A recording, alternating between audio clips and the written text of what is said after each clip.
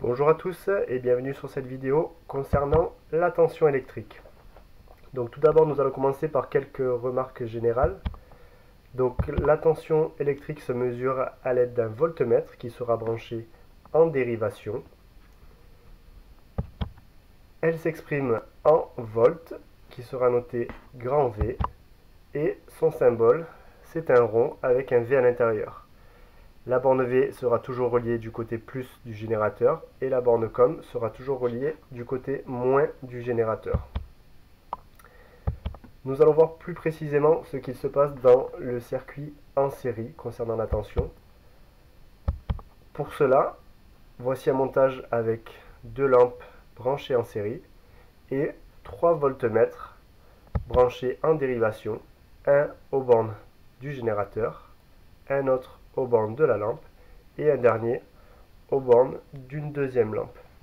Comme vous pouvez le voir sur le schéma ci-contre, le premier voltmètre branché en dérivation aux bornes de la pile, un deuxième branché aux bornes d'une lampe et un troisième branché aux bornes d'une autre lampe. On remarque assez rapidement que la tension aux bornes des deux lampes, donc 1,41 volts, plus 1,70 volts est environ égal à 3,10 volts la tension aux bornes du générateur. On va pouvoir en déduire donc une première loi concernant le circuit en série qui s'appelle la loi d'additivité des tensions qui nous dit que la tension aux bornes d'un ensemble de dipôles associés en série est égale à la somme des tensions aux bornes de chacun des dipôles. Autrement dit, sur le schéma ci-contre qui représente le montage précédent où nous avons donc le générateur avec deux lampes. Nous pouvons modéliser par une double flèche la tension U aux bornes du générateur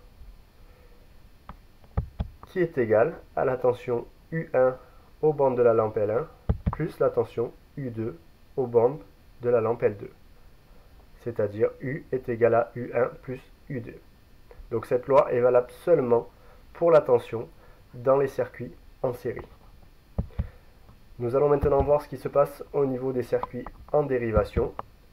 Donc cette fois-ci, en utilisant ce montage-ci, nous avons deux lampes branchées en dérivation et nous mesurons, comme tout à l'heure, à l'aide de 3 ampères-mètres, la tension aux bornes du générateur, la tension aux bornes de la première lampe et de la deuxième lampe. Vous pouvez voir sur le schéma, encore une fois, les voltmètres sont bien branchés en dérivation aux bornes de chaque dipôle.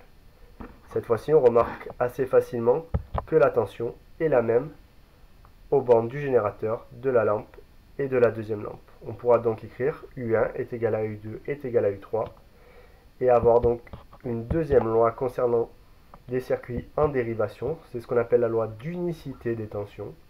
La tension est la même aux bornes des différents dipôles branchés en dérivation. Encore une fois, si on s'inspire du schéma qui représente le montage précédent, on va pouvoir symboliser par une double flèche la tension U aux bornes du générateur, qui va être égale à la tension U1 aux bornes de la lampe L1, qui va être égale à la tension U2 aux bornes de la lampe L2.